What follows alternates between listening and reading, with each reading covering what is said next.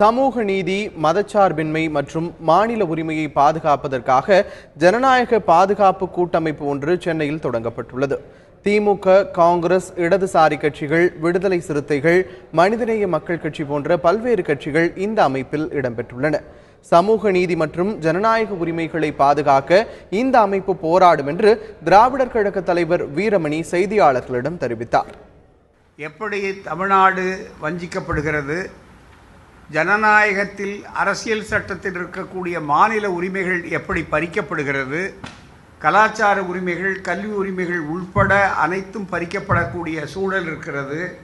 அதுபோலவே தெளிவாகவே மற்ற மீனவர் பிரச்சனையிலிருந்து எல்லா பிரச்சனையும் தீர்மானம் தெளிவாக விளக்குவதைப் போல இதனை ஏற்று இந்த ஒரு புதிய கூட்டமைப்பு ஒத்த கருத்துள்ளவர்களை தேர்தல் அரசியலுக்கு அப்பாற்பட்டு ஒருங்கிணைக்கக்கூடிய ஒரு வாய்ப்பை இந்த கூட்டம் பெற்றிருக்கிறது.